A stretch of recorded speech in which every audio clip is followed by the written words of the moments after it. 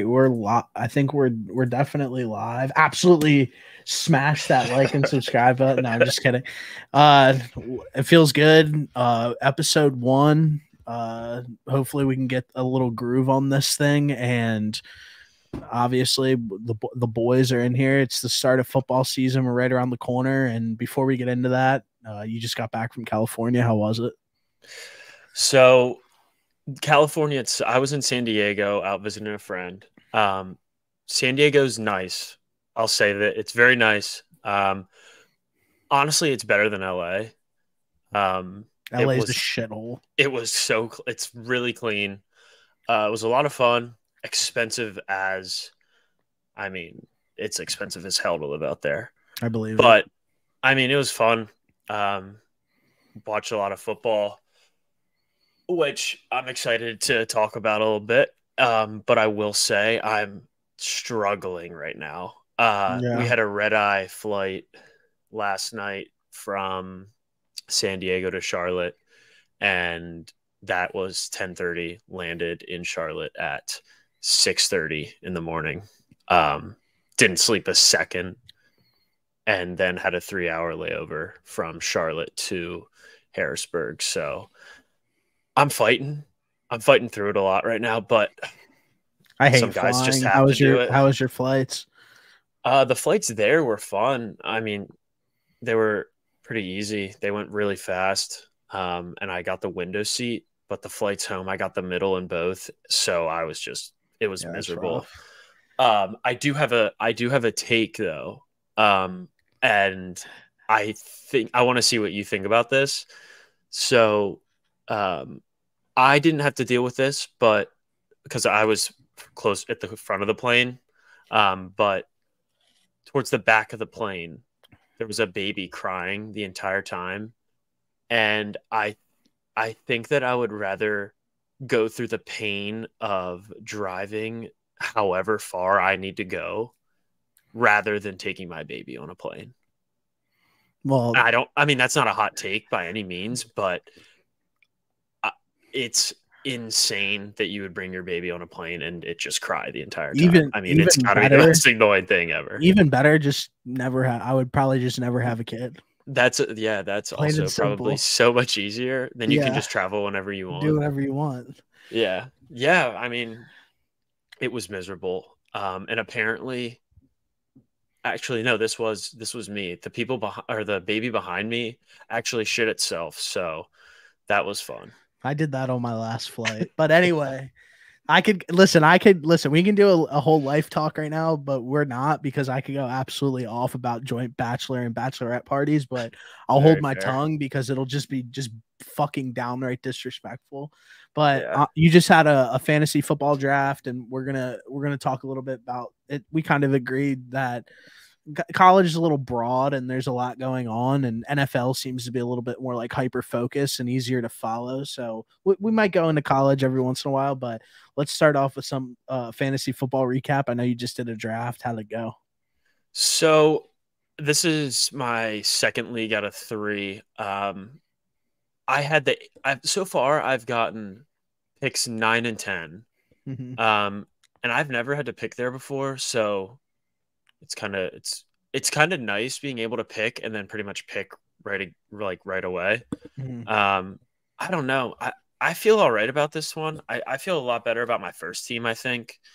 My first pick, I went with Saquon at 9 and then followed it up with, who did I go? CeeDee Lamb at 11, 12. Okay. But yeah, I'm in all 10-man leagues, so I know that's a little bit different for you since your league's 12 guys, but I do 2 12s. Yeah. All the teams are going to be pretty good. Which I like personally. I'd rather have teams that are good rather than having to deal with like one guy that can only put up like 2 points a week and then you're just kind of screwed. Like that kind of blows. But yeah. Didn't you just have one today, or do you? I had one. I had one 2 nights ago. So in this league, I'm the commissioner of. Where it's a little. I'd probably say it's a little erratic. We go a little wild west. We're allowed to trade draft picks, before the draft. There's a lot of pressure in this league. Everybody roasts each other. So what I did, I actually we do a randomized wheel spin, and I came across the 5th pick. I immediately started working the phones. Andrew Ford, a good friend of ours, guy who works for the Arizona Cardinals, he hit me up and he was like, "Hey brother, I'm interested in the 5th overall pick." I said, "Perfect." He was at 9. So we agreed on is I moved back to 9. He moved up to 5. I moved up to 16 in the second round. He moved back to 20 in the second round. And then in the 4th round, I had the 40th pick and he had the 44th. Okay. Who did you who were you looking to take at 9? So at 5, so I'm like a big against the grain guy in fantasy. The first round I think sucks. I don't want anybody in the top 5. So I was like, I was sitting there. I was like, I'm gonna take Bijan or Amon-Ra St. Brown at 5, no matter what. So at that point, I was like, well, if I can trade back to 9 and get Amon-Ra or Bijan. Yeah. So I did that. So I went with Amon-Ra. I think he has a good opportunity to be, honestly, not have like a season like Cooper Kupp, but he's in an offense where he's literally the only wide receiver and he's damn good. Yeah. And Jameson Williams is out for how long? 6 games. And yeah, listen, I'm a big I have 50 of his rookie cards right beside me. He's a cool player. And like, I hope he pans out, but he's one of those guys that seems like, I don't know, there's like a stench on him where he's been injured. He's gotten suspended for gambling. He just doesn't really seem like that serious. So I felt like it's a good chance that Amon-Ra dominates in that offense. And he already has the last 2 years. So yeah, the end of last year, he was pretty much scoring a touchdown every game. I think he probably finished the second half of the season with I want to say 7 touchdowns. Yeah. And was putting up numbers. I loved him. I wanted to get him. So that's a guy that I'm going to try and keep on my radar depending on where I'm at. So in my final draft. At 16, the position I moved up at, I was playing with the idea of taking AJ Brown or CeeDee Lamb, depending if he fell to 16. They got taken in front of me. And honestly, I didn't really think too much of him, but after taking him and kind of getting fired up about it, I got Garrett Wilson with my 16th pick. So having Amon-Ra St. Brown and Garrett Wilson as my 2 guys, which same kind of situation, great quarterback who's fucking feeds his number 1 wide receiver. And I sneaky think that the Jets have like maybe one of the worst receiving cores in the league. I mean, they just have Garrett Wilson and literally nobody else. I think the Jets are something that I wanted to sort of ask you about. I know that there's some things kind of going around, like a couple storylines here and there. What do you think would be better from like a football consumer standpoint? Like, do you think it would be better for the Jets to be good or for the Jets to be bad? Like, do you think it would be more enjoyable as someone for me personally, as a grade A hater, I would love to see the Jets suck. I don't know. I just think that like I saw a quote yesterday, like from DJ Reed, like we have a chance to have like the same sort of defense as like the 85 Bears. And then like you see like Aaron Rodgers be like, well, I'm going to have a good few years. And then Zach's going to come in for the next 10 to 15. And they haven't even won a fucking game yet. And I just hate how like they just have like some sort of arrogance about them. Like they've ever accomplished anything in the last 15 years. So, I mean, to be fair, that team was bad and they went 7-9 last year and their quarterback play was just not great.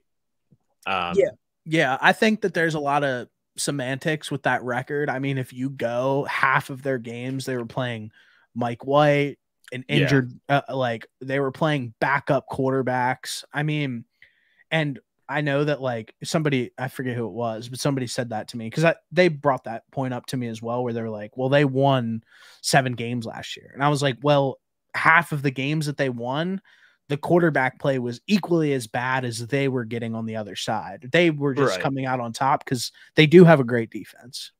They do. Their defense is, I mean, it's phenomenal. It's tough to.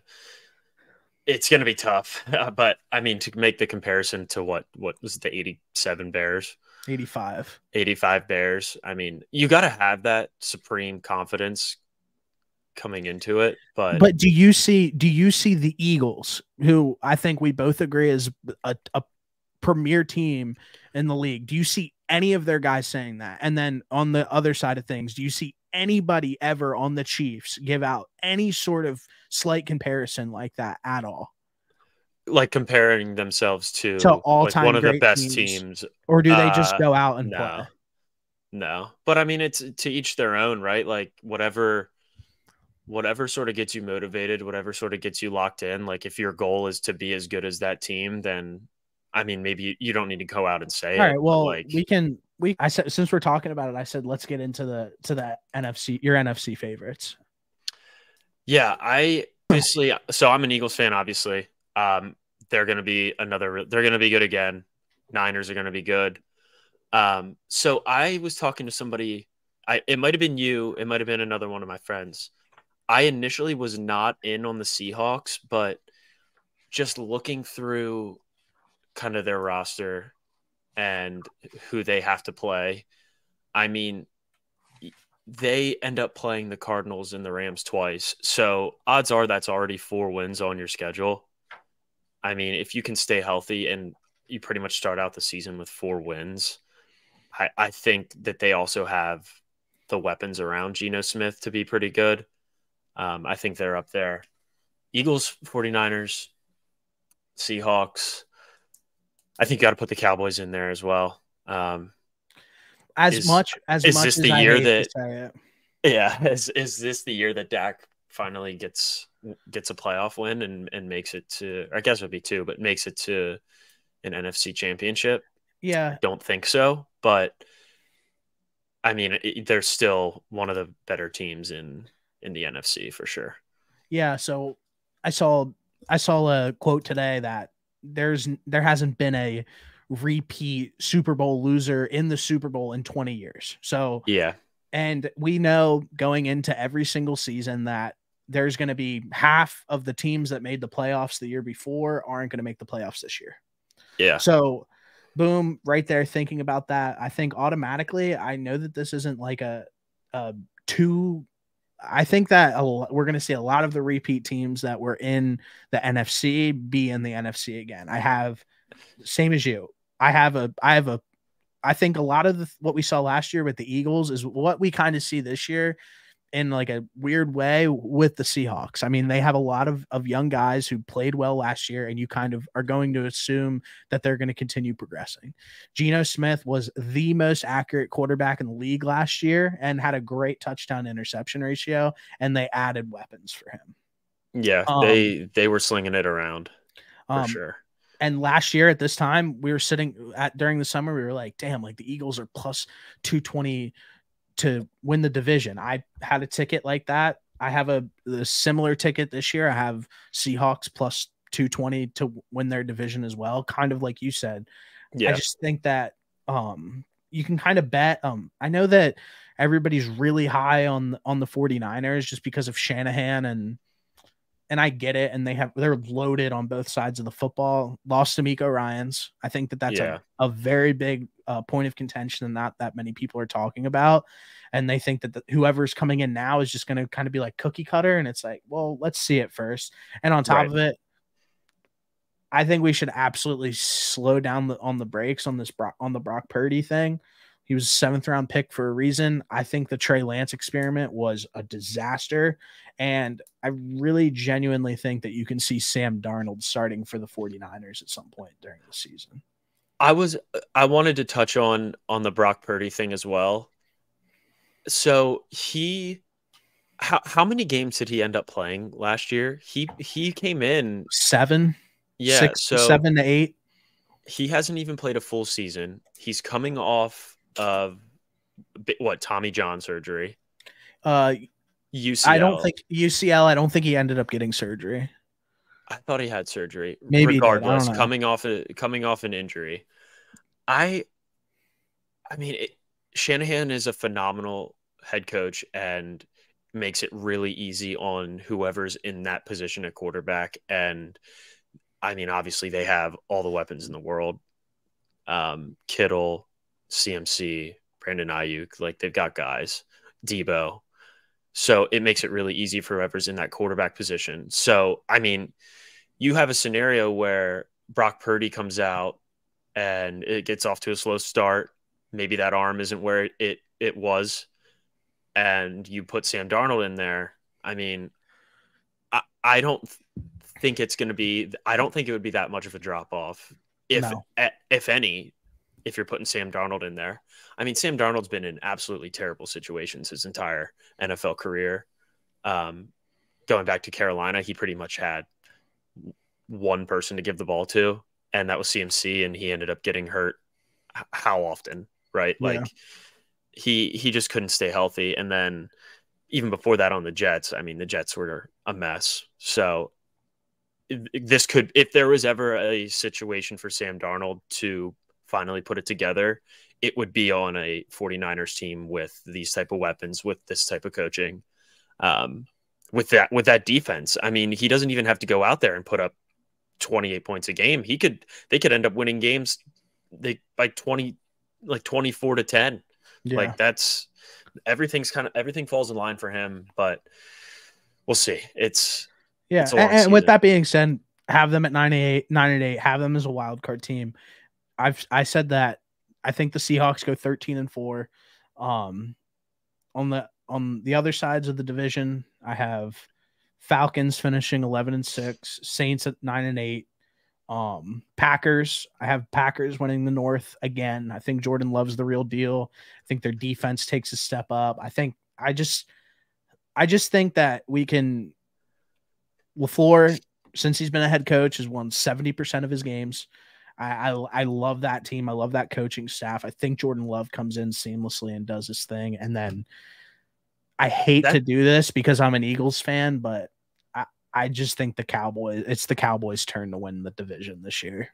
I mean, when's the last time there's been repeat division winners in the NFC East? Not often. And it hurts. It hurts to say because I want to be I love the Eagles. I love what they've done. I think that they're going to ball this season, obviously, but let's just say like they don't win the division this year just to spice it up. Well, I'll let you stand on that take, but I will continue my fandom. I think they're just too stacked on both sides of the ball. Yeah. And Jalen Hurts was phenomenal last year, and if he plays even a tad better this year, it's going to be scary. I want my one concern. I want to be the biggest. That's something that doesn't bother me at all.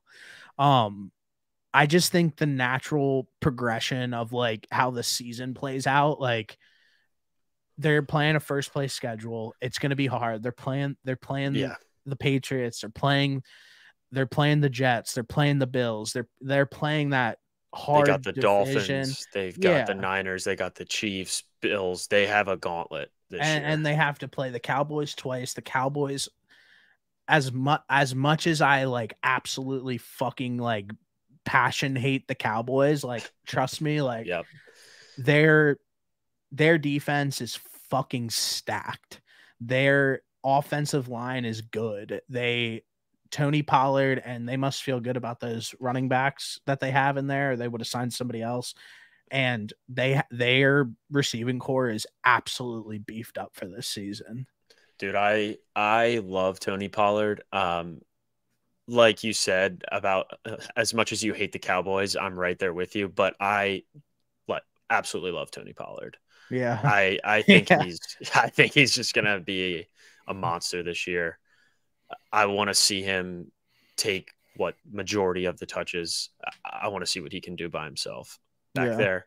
So I think that is somebody that I'm looking forward to see kind of have a big year this year. Well, do you have anything else on the NFC, or do you think you're ready to move over to the AFC? Anything that I said that stuck out to you in the NFC that you want to touch on? Or I wanted to talk about the Packers too. You touched on how you like them. I like them too. I think that that's kind of another scenario where I think Christian Watson's going to be a beast. I really like him. And some people were saying that they thought he was only good because of Rodgers, but Rodgers wasn't even what we know Aaron Rodgers to be last year. I think Christian Love's going to go out there and Jordan Love. Jordan Love. Sorry.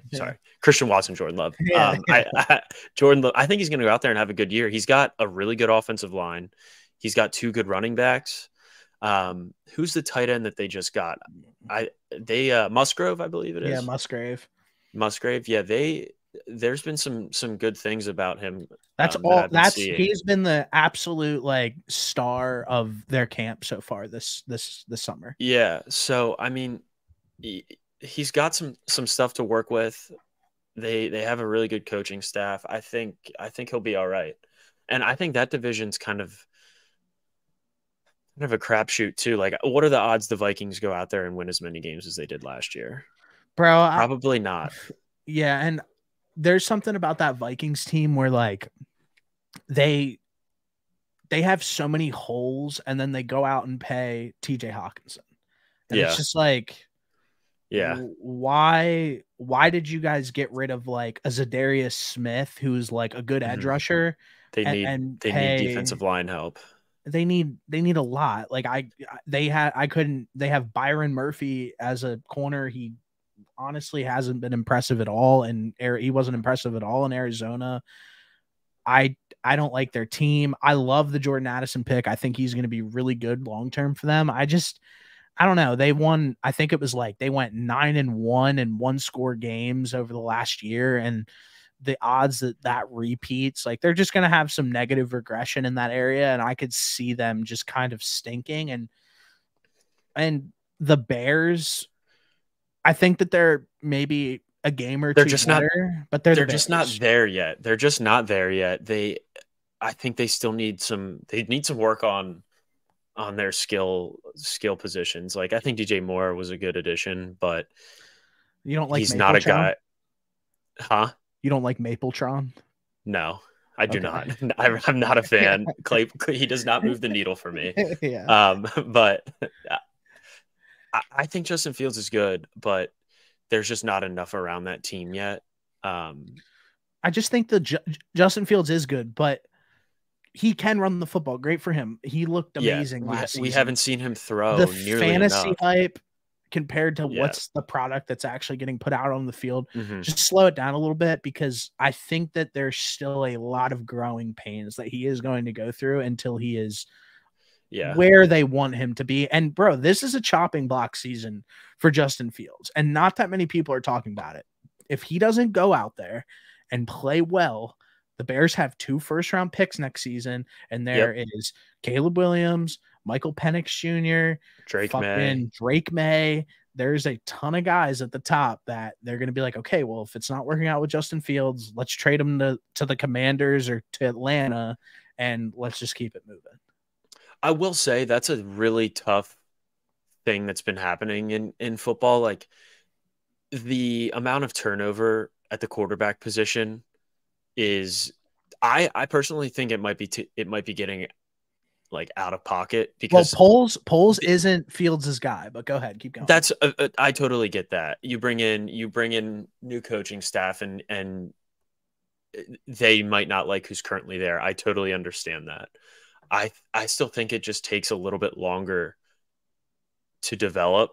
And I mean, and some of these guys I feel like just aren't getting that big of an opportunity, that long of a leash. But I don't know. Like I think if you give Fields a little bit more time, I don't know if I would say it's a chopping block year for him, but because I don't think the pieces around him are that good enough quite yet. Like they could be in a scenario where they do have those 2 first-round picks, and say they do land at the 2nd overall pick, they get Marvin Harrison Jr.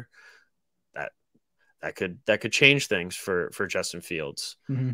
I think we need to see a couple games where he goes out there and throws the ball 25, 30 I think that times. if he doesn't grow as a passer this season, you'll see the Chicago Bears move on from him. But that's just what I think. You obviously think that they might have a little bit longer of a leash. I think the Ryan Poles thing, not being his true guy. And at a point, he's going to sit there and he's at a point. It's about keeping your job as a GM. Correct. And if he goes out and he goes and grabs another rookie quarterback, that buys him 3 more years. Yep. So just something to look on. And obviously we covered the NFC, and I would love to hear what your predictions are looking like for the AFC this upcoming season. I mean, the AFC is absolutely fucking stacked. There's probably, if you were to go around, there's probably a good 8 teams that could potentially come out of the AFC. It's going to be a gauntlet, and it's going to be a lot of fun to watch, I think. I guess we can kind of just start off with the North. I think that division is going to be a battle. I believe I have the Bengals to come out of that. Now, obviously, Joe Burrow starting off the season a little banged up isn't great, but I think that division, it's going to come down probably to the wire between what I think is going to be the Bengals and the Ravens. I think the Steelers are going to be pretty solid. I don't know. A lot of people really like the Steelers, but I just don't know if they are going to be as good as everyone's kind of hyping them up to be. Listen, I have really strong opinions about this division. I think this is the season where you finally see the Steelers not get to that 500 record. I just don't love them. I know that, and you see a lot in the last 5-10 years, a division where a team is the worst and they go to the best. And this is a division where I see that happening, and I have the Browns winning this division. I think that they absolutely loaded up at wide receiver. They went out and got Elijah Moore, a little bit more help. Nick Chubb is one of the best backs in the league. They have one of the best lines in the league. Mari Cooper's looked great. They beefed up the edge rushers. I just think that these are one of the teams where Kevin Stefanski's a good enough coach, and Deshaun Watson actually put all that shit behind him, and he had a real off season. He had a real camp, and now he's going in as a captain, and these guys trust him. And that's what I think. And I do have the Bengals missing the playoffs and the Ravens finishing 11-6 at the wild card spot. I just think, like you said, the Bengals, they always start off slow, and I think a lot of it has to do with Joe Burrow always missing camp. I think they start off slow. I think the other teams start off hot, and it's going to get to a point where the Bengals finish 10-7, but the other teams finish ahead of them. I know I picked the Bengals, but I love the Ravens. Yeah, Ravens are tough. I love Zay Flowers. I have been saying that he's my offensive rookie of the year. I bet on him. I bet on him early. I bet on him early to win offensive rookie of the year. I think that you get a healthy Lamar Jackson, and you finally get some weapons around him. They obviously brought in Odell. You got Zay Flowers. Still have Mark Andrews there. I mean, Mark Andrews is a phenomenal tight end. And then they also brought in I want to say it was the offensive coordinator from Georgia. He's running the offense now. So I think they're going to – I really think that they have a good chance to sling the rock around a little bit more than normal. I still am a little bit questionable about the backfield with J.K. Dobbins.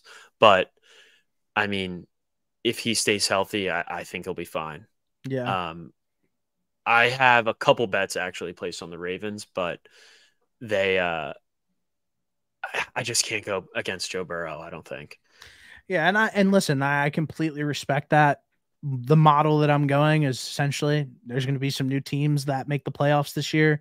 I think that we're essentially a Tyler Huntley reaching over the goal line and somebody swatting it out of his hand at a 99-yard touchdown return away from saying well, the Bengals lost to a backup quarterback in the playoffs last year. Yep. So I get it. I think the Ravens and the Browns loaded up, health willing. I think that it's finally their turn to kind of take time. And there hasn't been a winner ever in the AFC North to win it 3 straight years in a row. Yeah. Yeah. I understand your Browns love. I mean, they are pretty much solid everywhere. I mean, it just comes down to Deshaun Watson, and they don't even need Deshaun Watson to be the MVP caliber guy that he was before all that shit happened. Like if you get 3/4, you get half of what that guy was giving you, then I think they'll be all right. I just find it so hard to believe that, like, if we're going to just look at the first 5 years of Deshaun Watson's career, post ACL, still bald, compared to the last 2 or whatever, I just find it really hard to believe that he doesn't get back into the groove of things and finds his footing again. Yeah. It's not like he tore his labrum or blew his knee out or whatever. There was just so many distractions. There was just negative distractions going on in his life. And I mean, I can't imagine having to prepare for that. So that's what I think. And we just spent a little bit of time on the North. So keep going. And I want to save the East for last. So let's go with the West. Okay. Yeah. I mean, another tough division. I mean, it's going to be hard to not pick the Chiefs, obviously.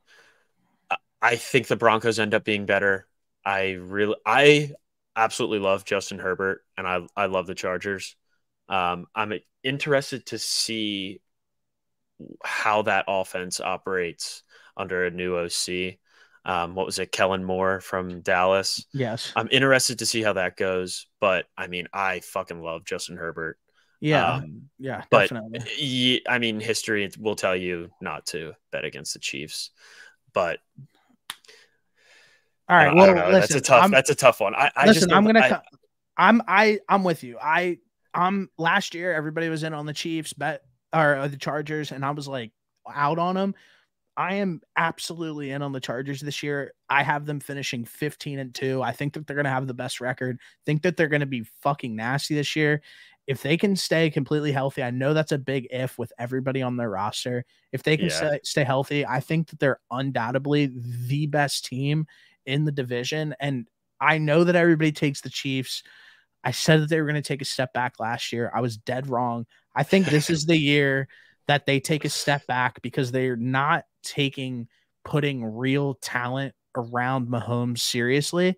And I know everybody loves Pacheco. I think we pumped the brakes on Pacheco a little bit. We obviously got the news about Kelsey's knee this morning. It's only a hyperextension, but I already had them losing to the Lions week 1. I think that that's probably even a better chance that happens now. Me personally, I think the Broncos are going to fucking suck again, and the Raiders, they'll be okay early in the year.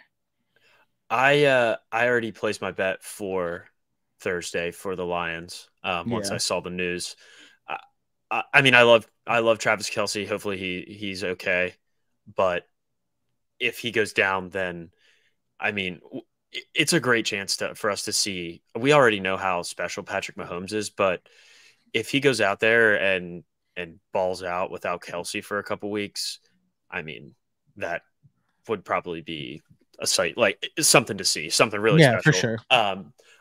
I think that people are hating on the Raiders a little bit too much. Like, I don't think Jimmy Garoppolo is that bad of a quarterback. I mean, they've got a good running back. There's pieces. Yeah, they've got Devontae Adams still. Like, I don't think Max Crosby that bad. Tyree Wilson. Like, yeah, I think that they're getting hated on a lot for no reason. And then the Broncos, I think they'll be a little bit better. I mean, it's not really saying much because they weren't great, but I'm not a fan of Russell Wilson. He pisses me off. But I did take Jerry Jeudy's over in receiving yards for the season, and then a week later, he got hurt. So and that's I'm off to a hot start. That's like another piece of this where I feel like it's kind of getting downplayed a little bit. Is like, the Broncos, they might have a great defense again. I'm not saying that. Just Vance Joseph, love Vance Joseph. I think that their offensive talent is just like really bad. Like Javonte Williams had a bad knee injury last year, and I don't think that he's going to be seeing bulk of the snaps week 1, probably the first 5 weeks or so. I think we see Samaje Perine in there a little bit more. He's an okay player, but not elite. And then the same thing I've been hearing for the last 4 years, that Cortland Sutton's going to have a big breakout season. He doesn't have it in him. I mean, we have the proof of that. And unfortunately, Jerry Jeudy can't stay healthy. KJ Hamler had a heart problem. He's not on the team anymore. Yeah, that's sad. Tim Patrick tore his Achilles. They're rolling out Marvin Mims. Who knows how he's going to look?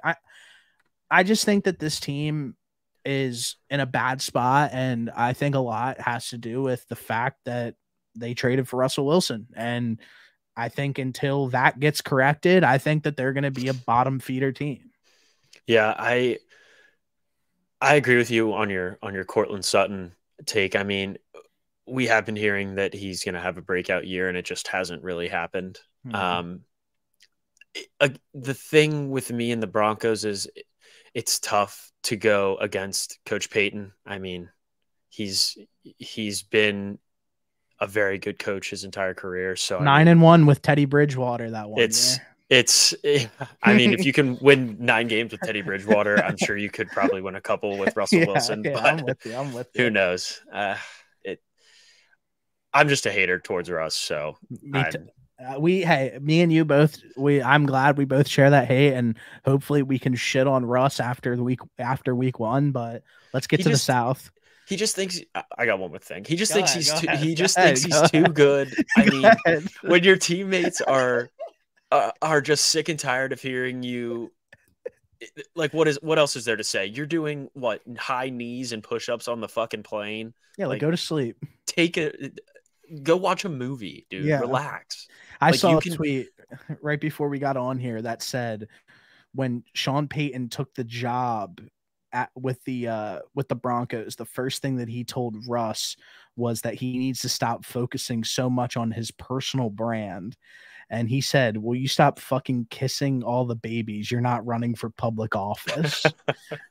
So, like, listen, if he's also in there, an office by himself and his own quarterback coach. Yeah, that I hate that. That's such a bad, like, that's such a tough look. That makes you look as if you're so much better than the rest of your team. Like, I'd be fucking pissed. And I get what he's trying to do. That's what Tom Brady has done. Like, he has his own personal trainer in the building, but Tom Brady's the best quarterback ever. Exactly. That's thanks. He wins football games. Russ hasn't. You're gonna do all that and then not come out there and play and have literally one of the worst offenses in the league last season. Yeah, give me a break. But let's get to the South. All right. So be careful what you say because this division means a ton to me. Okay. All right. I'll start off with. I think the Jaguars are going to be good, but I think the people are sleeping on the Titans. Okay. I think we share the same opinion. I think Coach Vrabel is just knows how to coach a football team, can get his guys fired up, and is always going to be somebody that's right around like a 500, right around a playoff team every year. Yeah. I don't think that they quite have enough to win the division, but I think they will keep it close. Mm-hmm. I think the Jags, I think Trevor Lawrence is going to take another step up. I think he's got some really, really great players around him. And I mean, as an Eagles fan, Doug Peterson is that dude. So definitely, I really like that. The rest of that division is such, I mean, a crapshoot. I mean, let's just call it as it is. The Colts and the Texans are going to be bad. So we both think that. We think that I kind of like at the time I criticized it, but I mean, you still have Derrick Henry, you still have Ryan Tannehill, you added D-Hop. D-Hop's still good. Treylon Burks was all right towards the end of that year. He was starting to figure it out a little bit. And then I like what they did. And like you said, Jeffrey Simmons, I think Kevin Byard, their defense is really tough. Vrabel's a great coach, and I think kind of the same thing that you think. I actually have them making the playoffs, but yeah, I think they do end up making the playoffs. A team that I did want to touch on was the Colts. Anthony Richardson, I absolutely love him, but he's another guy that he's kind of in that same Justin Fields role, as in like we need to see him be able to throw the ball around the field better, which he didn't do all that well back in Florida. He's got all the athletic abilities, so I think it'll be an interesting year for them, but he is somebody that I really like and really want to do well. I respect that. Well, I want to touch on the Jags, but the one team that I absolutely need to touch on is the Texans. The Texans are the most laughable organization in the entire league. I don't know how you can trade up, take the best defensive player in the draft and first round quarterback and still absolutely be awful. And their roster is brutal. And then you go and you trade away your own first round pick when you have somebody else's first round pick and you give it to the Cardinals, and you're going to be a bottom team in the NFL. Yeah, I didn't really care for that move. Yeah, it's going to be Christmas for the Cardinals when the Texans end up having three wins, second or third worst record in the league. Exactly. And the Cardinals have the first and second pick, but the Texans are just a bad organization. I mean, even stemming all the way back to getting rid of D-Hop, like what are you thinking? They're just bad. They're a bad organization. Yeah, it's just been a mess. I don't hate CJ Stroud. I just don't think that the Texans are just going to be very good. Like they're just so young too. Like they have some guys like Tank Dell. I know that we both like him. Yeah, he's an all right player. We'll see how it plays out. Just a lot of young a lot of young guys that we don't know how they're going to pan out. Yeah. I think Dameon Pierce is good, but I mean, again, just a lot of young guys that we don't really have that good of an idea as to how they'll end up playing long term. So, and then not to take up too much time but this team I have them like I literally have a Jaguars Seahawks Super Bowl place. I have Jaguars to win the division. I have them win the Super Bowl. I have T-Law MVP season. This team is by far one of my favorite teams. Defense, I think, can get the job done. Not too fond of them. We need a couple of guys that they took early. They need Josh Allen to play well. They need who's their first overall pick a few years ago. I can't think of right now. On defense, Trayvon Walker. Trayvon Walker to actually be legit. I think that they have a few players that are going. Tyson Campbell really broke out last year. He's actually a good corner. I think that they have some good pieces on defense, and if their defense can play well, offense absolutely lock. Anton Harrison, great pick on the offensive line, and he's already doing well in preseason. I think Trevor Lawrence takes a big step. Calvin Ridley had some much needed time off. That guy looks sharp. Christian Kirk is one of the best catchers of the football in the NFL. Very slept on wide receiver. Who would have thought that Trevor Lawrence and Doug Peterson would unlock Evan Ingram? We've been waiting on Evan to look like that since he stepped in the league. And he looked good last year. If he was looking like this, he would have probably been up there with the Kelseys, with the Darren Wallers. Like he's pretty much like a lesser version of Darren Waller. In my eyes, like he's a really great receiving tight end as of the last season. But I would have never guessed that it would have been on the Jags, where he finally put it together and started playing the football that people expected him to play. And it really goes to show you how great of a coach Doug Peterson is, and how great that offense is, and how great Trevor Lawrence is, because not Calvin Ridley, Zay Jones, Christian Kirk, and Evan Ingram all had their best seasons of their entire career. And Yep. it's very rare that you see 3 guys have collectively their best seasons of their career. So, like I said, I think that Trevor Lawrence understands the game a little bit more. One of my favorite playoff wins ever I got to watch last year was Trevor coming back. I think that that win right there in itself, and then so close to pulling one off in Kansas City. I think that they have that little bit more of experience now and composure when they're going to go into those games. And I think you see it this year. And adding Calvin Ridley, I mean, that guy was really, really good alongside of Julio Jones in that Falcons offense.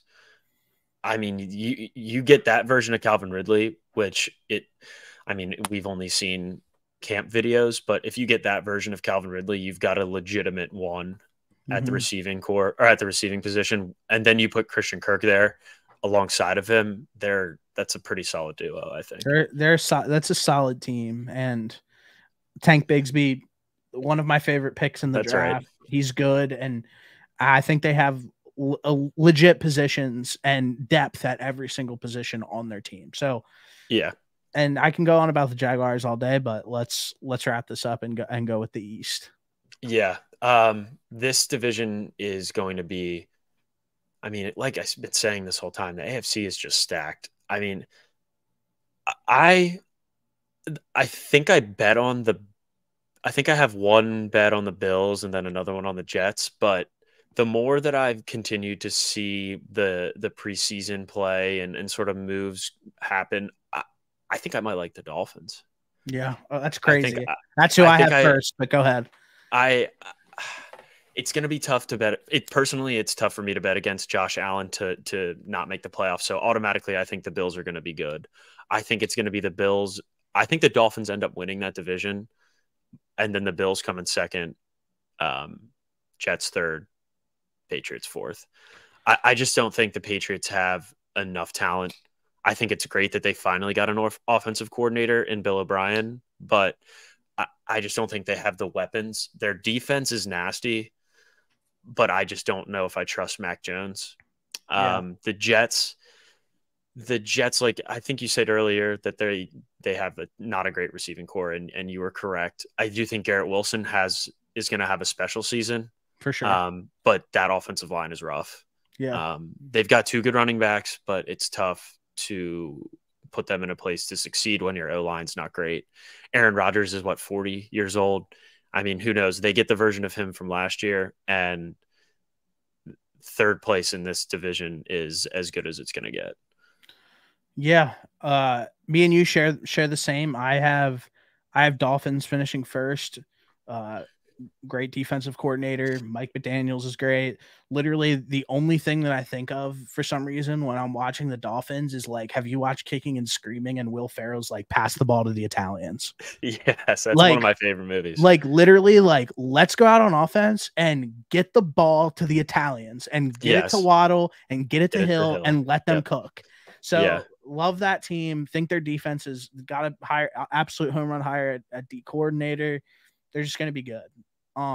It's unfortunate that Jalen Ramsey got hurt, but I don't think he's missing the whole year. So no, he won't. That'll be a nice boost when he comes back.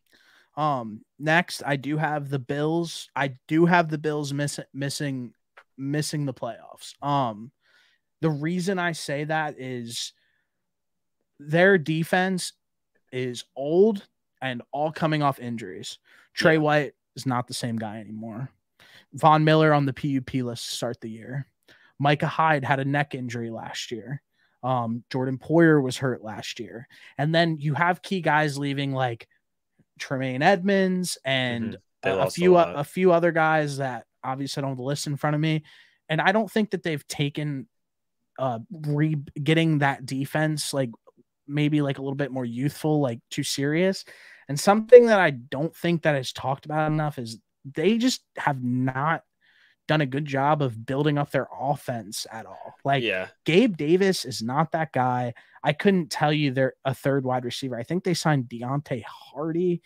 I don't even know who it is either. They had Cole Beasley running the 3 last year, right? Like, and I love Diggs and I love Josh Allen. Those guys are electric. And I think their offense is pretty underwhelming. Backs, James Cook, I know people love him in fantasy, but him and Damian Harris is an underwhelming duo in my opinion. So with that being said, I think the Josh Allen effect, you win 10 games, but with the division being tough this year and a lot of people being good, I could see them missing the playoffs even with 10 games. And that's kind of the stance that I'm taking. The next team that I have on my list is the Patriots, and I have them finishing 10-7 as well. I think that people discounting the fact that they have literally the greatest coach of all time on their sideline is kind of just being like thrown out. They already made the playoffs once with Mac Jones. I think that they did a good job of piecing together a decent wide receiving core. I think Devontae Parker's a good player. I think Juju's a good player. I think Kendrick Bourne's a good player. I think Hunter Henry's a good player. I think Ramondre Stevenson is a great back. Their offensive line, I think, could have some work. I think they probably get better throughout the year. And like you said, their defense is stacked. Did you see that tweet the other day about Juju Smith-Schuster's knee possibly exploding at any moment? Yeah. I mean, honestly, I don't want anyone to get hurt, but that tweet was very funny. Hilarious. And listen, like, if his knee does somehow explode, like, then that sucks. And like, I guess like, fuck it.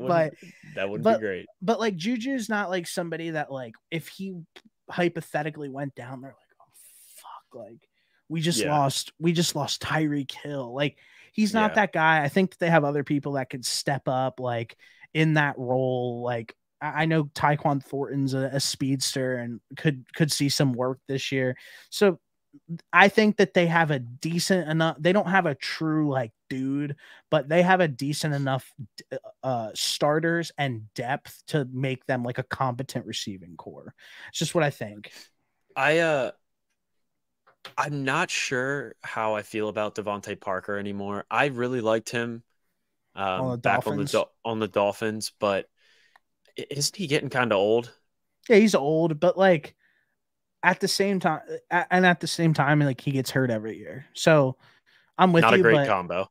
But when you're like asking these guys, like none of these guys are asking to get like true wide receiver one workload. And that's where like I think when you're going into a season, like none of those guys' expectations is to be like, hey, you're our guy on offense and you need to step up every single week and be our guy.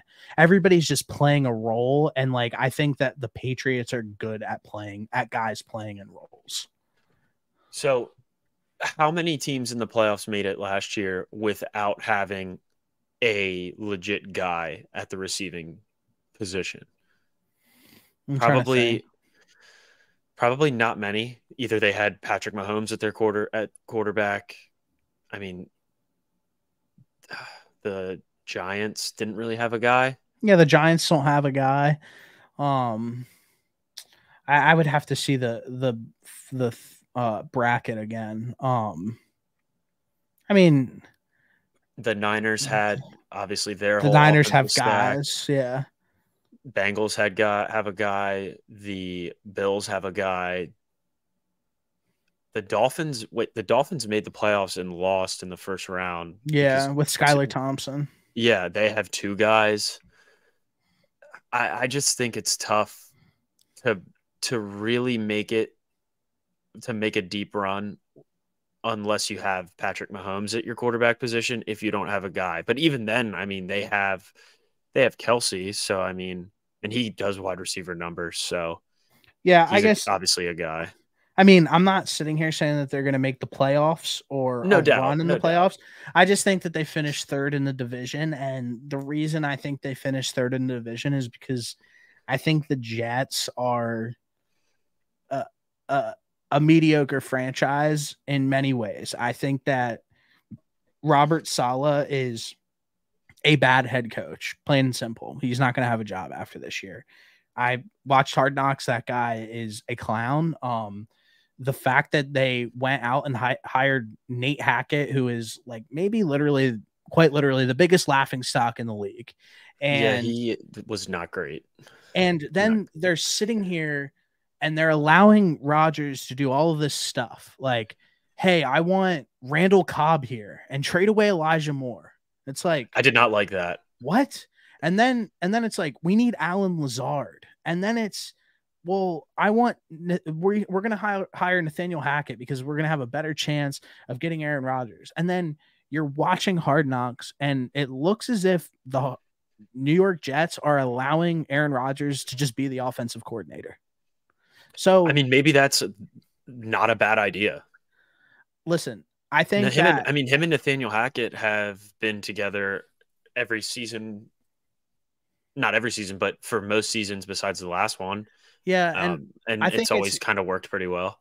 I think it's easy to kind of forget about Aaron Rodgers before the 2 MVPs, and that's fine. And it's been a while and he has won 2 MVPs since, but before LaFleur got to Green Bay, there was a big rumbling like, hey, like Aaron Rodgers is on the back 9. Like he's no done. Doubt.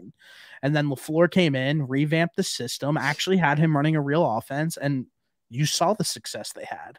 So I think that like him not having an offensive coach is a little bit underplayed. You said the offensive line is bad and plain and simple. Like they're like, oh, Mekhi Becton's our starting right guard. It's like, okay, that doesn't move the needle for me. That guy's knees are just made out of cardboard. And Breece Hall coming off an ACL injury. Dalvin Cook usually can't stay healthy. I like both those guys. I think they're good players. Garrett Wilson, absolute dog. I just think that what the Jets did was had an opportunity, and I know that they missed on the most important position in Zach Wilson over the last few years, and they've been drafting very well. But instead of this was a job-saving move for the GM and the head coach. And unfortunately, I don't think it saves their jobs. I think that they rushed it a little bit. I think they have a great team. I just think that on paper, they have some good players for sure. I think, unfortunately, until they get a real head coach in that building, and at this point in Rodgers' career, it doesn't seem like he really wants a real head coach. And I think that that's going to play into their detriment a little bit. Yeah. It'll definitely be interesting to see. Like you mentioned before, about that running back room, I think those guys are both really good. But as I said, I mean, it's going to be tough to have success when you can't run the football. And that's only going to make it more difficult on Rodgers to open anything up in the passing game. And getting rid of Elijah Moore, I don't know why you would do that. That receiving core isn't great. Obviously, I think Garrett Wilson's going to be really special, but I don't know. There's not many options now. I mean, we know what Lazard and Cobb are. So they opened up that cap space with the restructuring of Rodgers' deal. I don't know what that could entail later in the season. Say maybe the Raiders aren't good. I don't even know if that's a possibility. But that there's another guy that wears 1.7 in Las Vegas that's pretty good. Yeah, I guess that goes back to like my original point is where you're building a really special group of young guys who are going on the defensive side of the ball for sure. And Garrett Wilson and Breece Hall, like I think that they've hit on all of those picks, and I think like if you're gonna go out and get Aaron Rodgers and trade away all of that, and then go and trade away for Tay Adams, like why don't you trade for 2 offensive linemen? I just think that like Tay Adams isn't going to like save this team in any way, especially Tay Adams is 30 years old. I love Tay. He's had a great career, but I also think that like we've seen like if we just go based off history, when wide receivers turn 30, 31 years old, they start declining. I mean, we saw like Julio Jones was literally at the peak of his powers, turned 30, and he's been on 3 different teams in the last 3 years, and he's not in the league anymore. It's unfortunate how quickly that turnaround came. I guess ultimately what it comes down to is what does the ownership and management want to do? Do they want to go the Rams route and sell everything and win now and while you have Rodgers. I mean, that could be what they're thinking. Like, I don't really know if they are looking to truly. I mean, it's I tough. guess I have They've a built question such a for good you. defense, and I have a they have question. some really good young guys. But I have a question for you. Where on like the list of the AFC teams do you realistically have the Jets? Like, you know how I said that I think there's 8 teams that could probably come out of the AFC. yeah. I think I could see the Jets being one of those 8 teams. Okay. So you're gonna do all of this to barely crack the top 8 in the AFC, and that's what I'm saying is like I get what they're trying to do, but like the AFC is stacked. So if you're going to be making that sort of move, you need to actually guarantee you're like, okay, guys, we can sit back and look at ourselves in the mirror and be like, we are the second or third best team in the AFC, no doubt. Yeah. Yeah. And they're not. Yeah. But the thing is say that offensive line figures it out, they could be. Yeah, maybe. It's and we'll see it play out. Ultimately that's what it comes down to is can that offensive line play well enough to give Rodgers some time and for them to run the ball. I don't even think there's a question on the defensive side of the ball, but yeah, it comes down to that O-line. All right, word. Well, we talked about some futures on throughout, so we don't have to do that. So I did want to touch on 2 futures that I have. Oh, go ahead. So I do have I had that Dolphins one, but there is a future that I have on the Ravens. Let me get it. So there's one, any Baltimore Ravens player to have 10 regular season rushing or receiving touchdowns at plus 380. Okay. I think with the potential new offensive philosophy, we could see somebody in that offense have 10 touchdowns. Yeah. I think it's most likely that it's Mark Andrews, but Mark Andrews, Zay, or Lamar could rush for 10. 10, he could rush for 10. Absolutely. He could. I think that it was at plus 380. I think that is pretty good value, especially if they're going to throw the ball around a little bit more. You have a quarterback that can run the ball and has rushed for a handful of touchdowns in a season before. So yeah, that's one that I really liked. And then I also have Jalen Carter to win Rookie of the Year, but on the defensive side of the ball. I was just about to say that I have Jalen Carter to win Defensive Rookie of the Year and Bijan to win Offensive parlayed plus 311, $5 to win 160. I mean, these aren't anything crazy. I got T-Law MVP.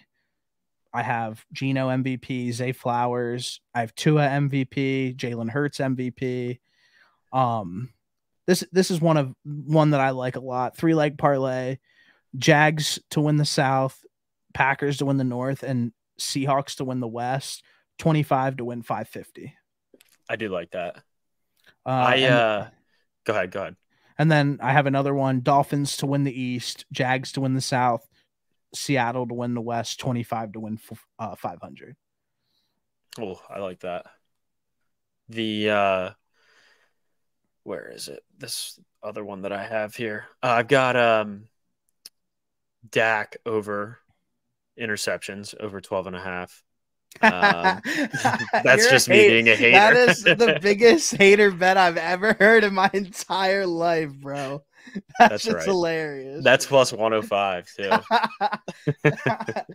Literally watching Dak all season just to hope he throws interceptions is insane, bro. There was a draft DraftKings does these like weekly player happy hour specials, and the one for today that's for this weekend is Jalen Hurts or Justin Fields to rush for a touchdown this weekend. Okay. Boosted from minus 200 to plus 100. I don't hate that. So and then I've got the Lions to win Yeah. on Thursday. The Lions, I placed the Lions like a month and a half ago, so I have them locked in at -7.5. Feel really good about that line right now. It's back down to 6. I also plus 7.5. Yeah, plus 7.5. Sorry, and also they have the highest over under of the entire week. I think that there's like some sort of like mind trick happening on Vegas where it's like everybody's going to be like, oh, well, the last time Mahomes and Golf played, they put up 100 points between each other. And it's like, no, the Lions run the ball a shit ton. They have a good O-line. This game is going under, promise you. So I also placed the under yesterday. Yeah, I think the under is probably a good move too, especially if Kelsey doesn't play. Yeah, for sure. And I don't think the Lions defense is that good, but the Chiefs not having Kelsey is obviously an issue, huge loss because we don't really know the rest of that receiving core for the Chiefs. Like we don't know who's going to be the guy. Kadarius Toney did get the full clear to play. Yeah. So, yeah, but we can't sit here and act like he's somebody that's like we don't know his game like that. Like he hasn't played enough. Yeah, true. I love that guy, but he sucks. But regardless, I do want to get into a little bit of music talk if that's okay with you. I know you're tired, but I figured we can talk a little bit.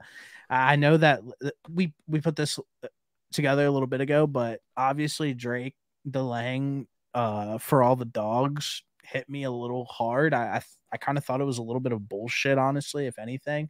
He's like on stage on his tour being like 2 more weeks, like we got you guys. And then like all of like the music YouTube and everything like that, the entire week is like, we have confirmed features. We have Frank Ocean. We have Nicki Minaj, which you can hold me on that, but regardless. And then Friday comes around at 12. I'm literally sitting here waiting to rip the plastic off the fucking CD. Yeah. And doesn't drop. So obviously I'm like one of the biggest Drake fans. I was actually not that upset. I saw a bunch of videos of people like getting genuinely pissed off, and I'm like, all right, I get being upset about it not coming out, but it's gonna come out eventually. Like it's gonna get here. Like it's gonna be okay. There's still plenty of music for us to listen to until this one comes out. I'd rather have him be in the studio making sure that it's ready to go, that it's his best stuff, that it is just perfect. I mean, he's not going to put something out there, I would hope, that isn't ready. So I wasn't that mad when it didn't come out at that 2-week mark or whatever when they were mentioning it, but I think it'll be fine. I'm really looking forward to it. I wasn't that mad. I guess my criticism comes where he's at the top of the summer, and you know me. Listen, I love Drake. It would have been sick to have that. I love Drake. As of late, I've been criticizing him because I think that he's past his prime, and I think he's putting out shit work. But regardless, I think he's on cruise control. I don't think he's putting out shit work. I think he's putting out mid tracks for Drake, because when you hear Drake at like the peak of his powers, it's like, holy fuck, this guy is the best ever. Regardless, sorry, I'm fired up. But no, I don't think you're wrong. But he's at the beginning of the summer. Oh, well, like I need to drop an album every year because like I need to give people music for the summer. Awesome. Doesn't happen. Then he's like saying, like dropping all these hints, like, oh, we're dropping. Doesn't drop.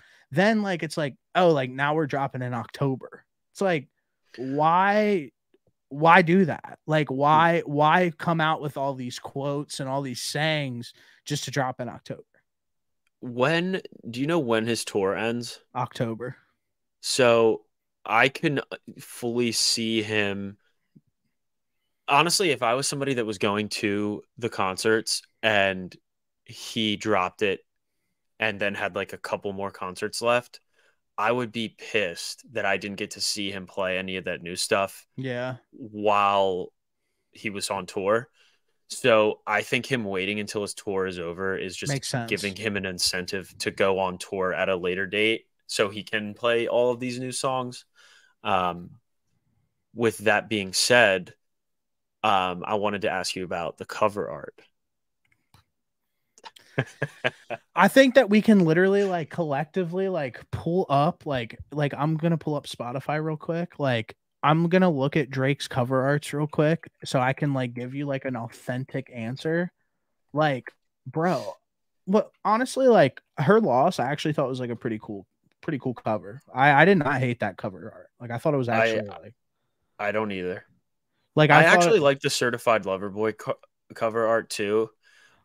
With honestly like never I believe it's the Damien Hirst reference. But a lot of people hated on that. Honestly, never mind. Brutal. That entire concept and album and everything is brutal. Certified Lover Boy, pregnant emoji, women. I get what I like the artist reference that you're saying didn't hit for me. Let's see here. Sorry, he's got so many singles that came out. Dark Lane demo tapes, classic album cover. That cover art, that cover art hits like that with the mask on, COVID, everything just hit. Care package, don't get it. Random as fuck. So maybe this is like Drake's way of. He hasn't ever said that he's gonna he's never mentioned when he's gonna stop making music, but like maybe this is his way of having Adonis draw the cover art, being like, hey, this could be the last one, and I want my son to have like something cemented on my legacy as. And I get it. Besides the fact that he's already Drake's son, like, and we look at he wants to have cover art, and we look at like Travis had fucking Stormy be like, that's right, daddy, like on like or on whatever song that is. That's like my favorite song. I can't remember it. So I get like doing like that for your children and like the references and everything like that, but when I look like honestly like and everybody knows I'm a pretty big Travis stan. Like you look at Travis Scott's like cover arts and like he just doesn't miss. He also puts out like so many different versions, and I think it looks sick. He does a good job. Yeah, he does. We've talked about this before. It always feels like he does like a really good job of that. And I guess just like when I'm looking, like there's a feel to a cover art in my opinion. Like I like the entire experience when I'm listening to music, down to like cover art, the features, the full project front to back, like everything about it. Like I take everything in as like a full experience. And I just wish Drake cared a little bit more about how his cover arts looked, just a little bit.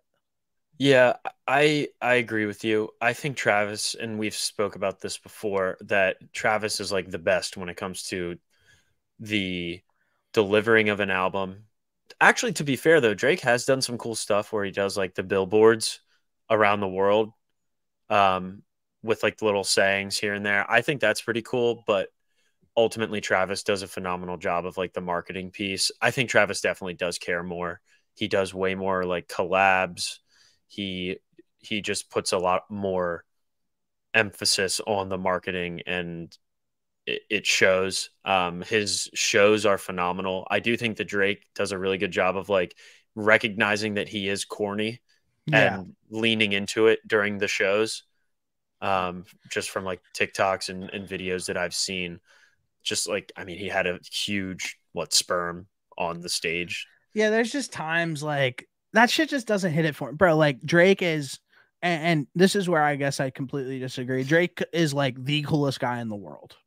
Yeah, plain and simple. Like I'm not like whatever. Like I might be glazing or whatever, but like he is like it's fucking Drake, and he's the coolest guy in the world. And like you have a super dope brand like OVO, you have a cool brand like Nocta with Nike, and you're a cool guy. And like I hate when he does shit like that. It's just like, bro, like make everything good and like crisp and cool. And like I always think that he misses with his like tour merch. Like yeah, it's so bad. Like it's so bad. Like and it's just kind of weird where it's just like, bro, like you like pick and choose like when you want to like be dialed. And like I fucking get it. Like, I'm not gonna.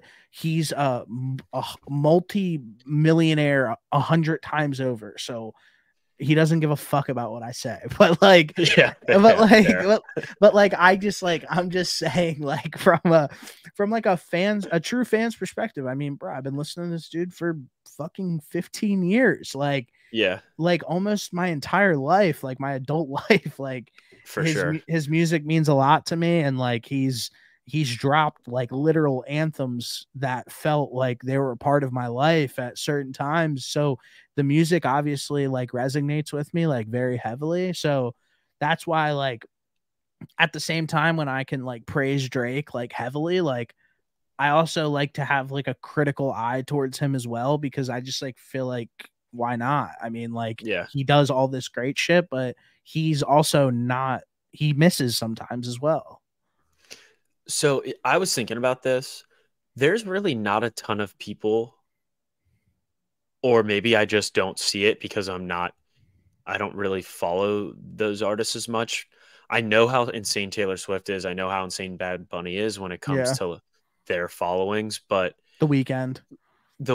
But are those guys, none of those people feel like they're putting out like the marketing side of things.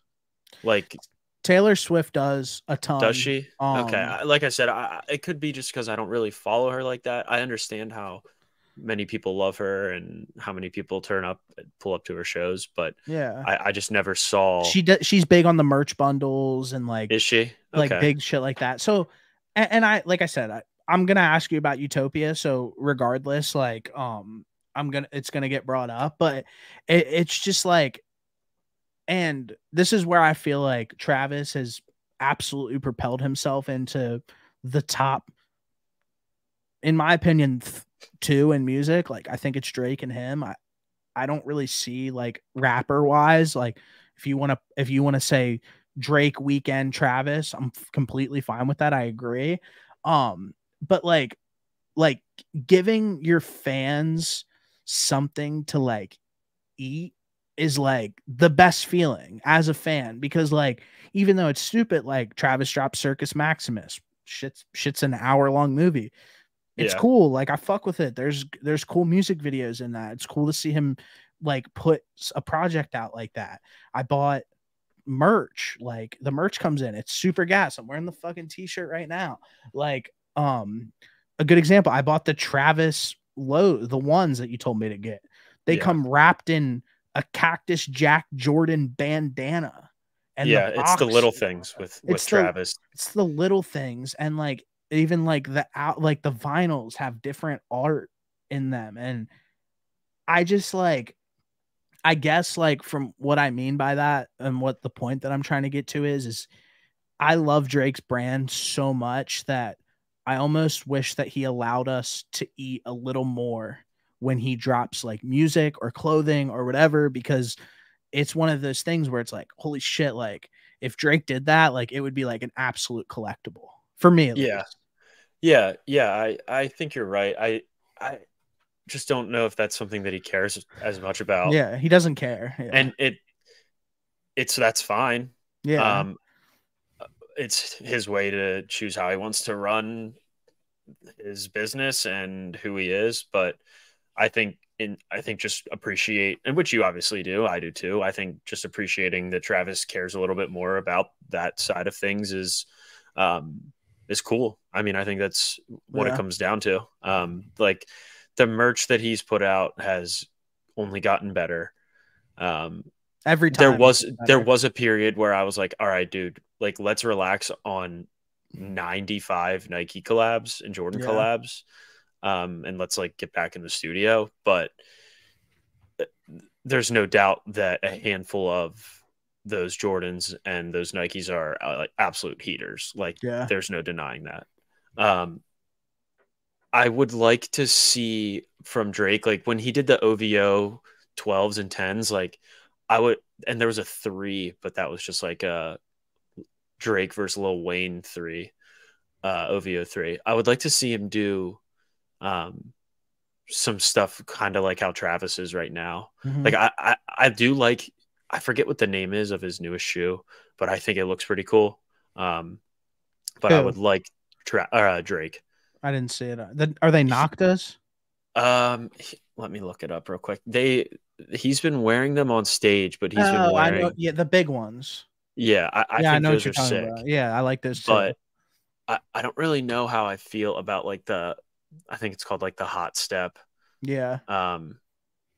I just would like to. I haven't seen him in person, but I would like to see him do a little bit more with that, like with sneakers and maybe like a Jordan collab again, because I thought that was really cool. Yeah, in the time at the moment when he did it.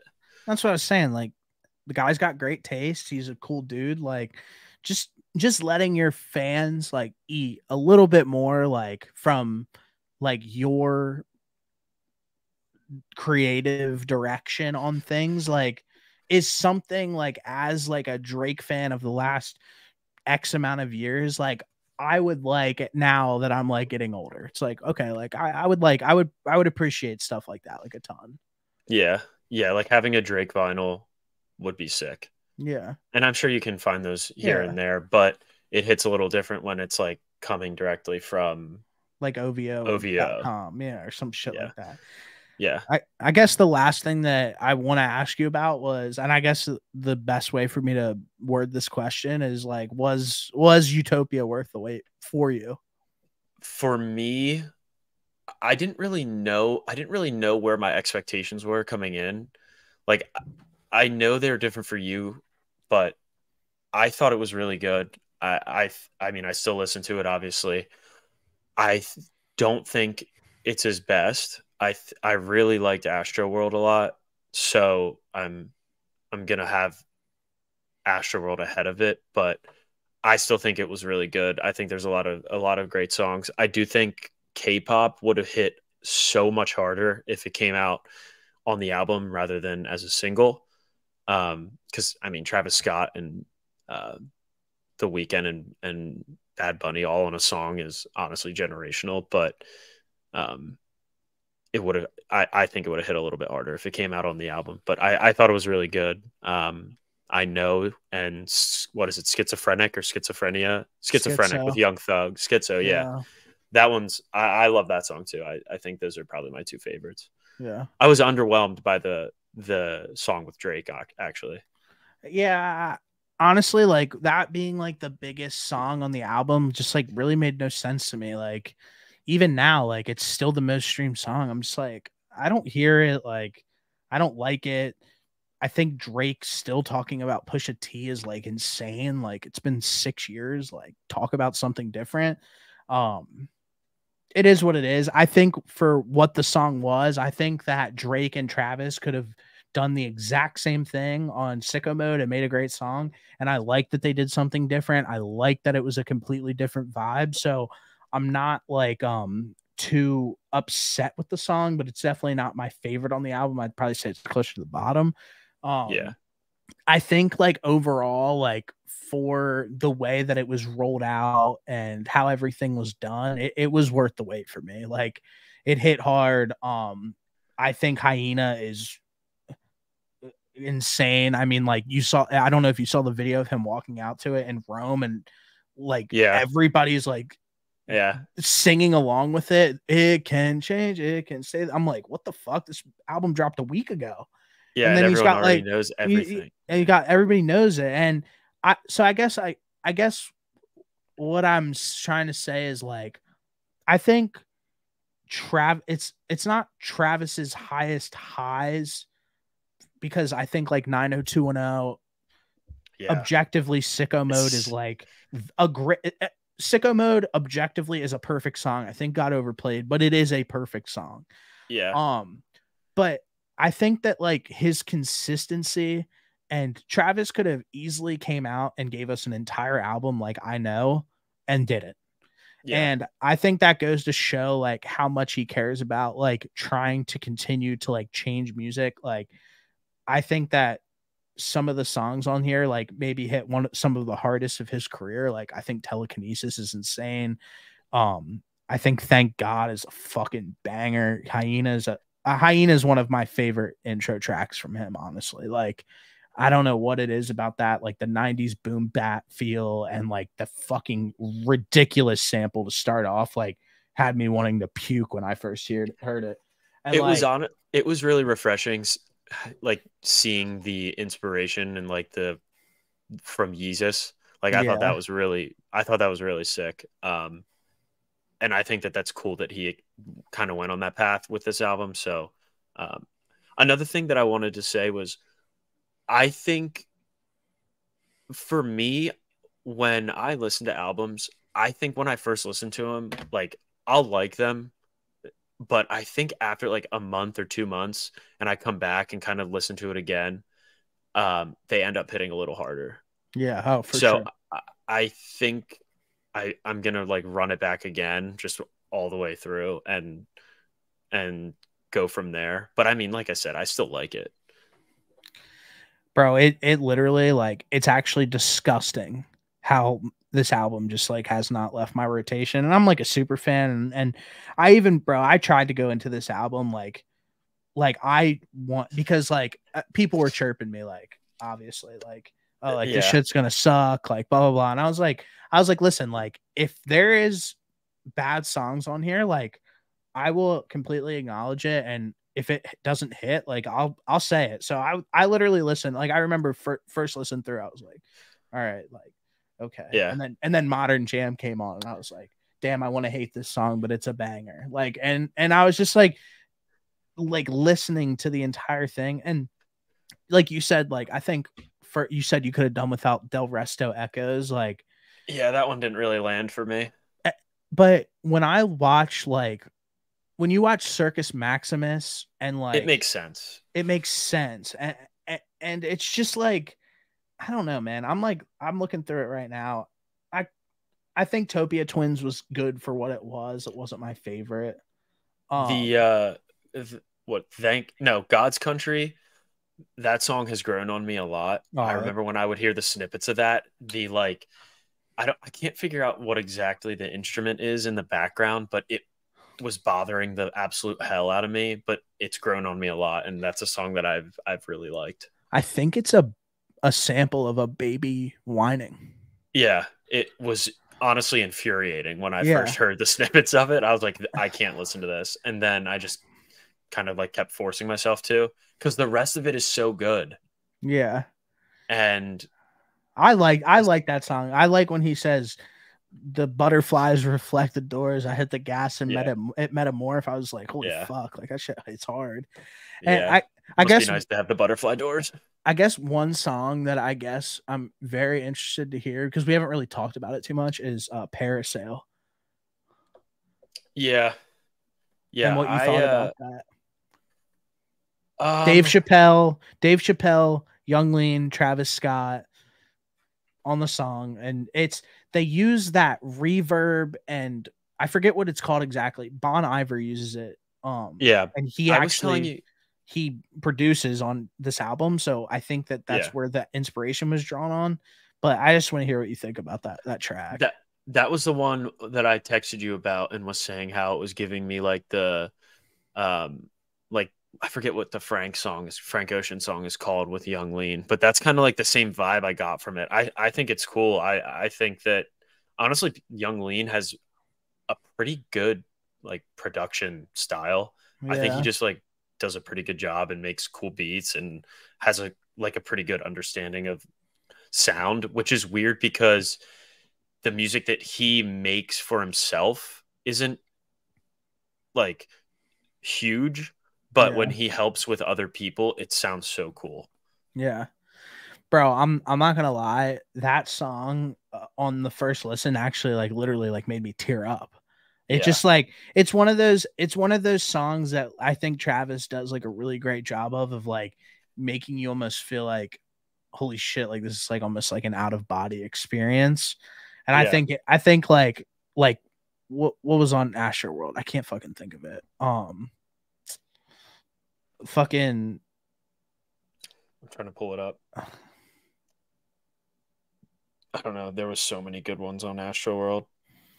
I'm thinking of like Astro Skeletons. Thunder. Astro Thunder Skeletons, like songs that just like the Mike Dean synths hit hard, and Travis's like vocal inflection and like just making it sound like super melodic and just like making you feel like you're like floating almost. It's like that's what that song did for me, and I fucked with it. But yeah, I haven't heard anything, so I haven't really talked to you too much about it. So I was definitely curious what you thought about like yeah, like I said at the beginning, I think it's good, and I really enjoy listening to it, but Astroworld just hits a little harder for me. I don't know if it's because of like where I was at the time. Like, bro, that album was, it's a classic. I mean, there's not much more to say about it. Yeah, you're spot on. That album was special. But yeah, I mean, Utopia is really good. I'm gonna keep it in my rotation, but like I said, I didn't really know what to expect. You kind of would send me like videos here and there of like TikToks and whatnot, and all those sounded good. So I wasn't really sure what type of sound he was going for, but that's the craziest part was I don't think any of those leaked tracks that I heard like even were on the album. So he does have a bunch of throwaways still out there. Like fuck, yeah, who knows? Like he might just drop them on SoundCloud. What was it like? God's Country was like the only one that came out early. That he like TikTok confirmed that made its way onto the album. So like I posted like Gold Blackberry that didn't come out. Visions never came out. Like those two were both really good. I like those. Yeah, but I mean, fuck, bro. I didn't realize that we've been going for an hour 30. I feel like I don't mean either. It's probably good. I know that you're tired, so like I said, hopefully we can keep a nice little routine going. I'll post this on YouTube and fucking see if people like it or not. I mean, that's literally what life's all about. Yeah, that's fine with me. I'm ready to keep this rolling throughout the football season. This is the shit literally that we live for. So. Exactly. Hey, listen, I'm sure I'll text you, but obviously good luck on your bets for the weekend, and I'll text you when this is live on YouTube, brother. All right, brother. I'll talk to you. Go Birds. Right, go Birds. Yeah.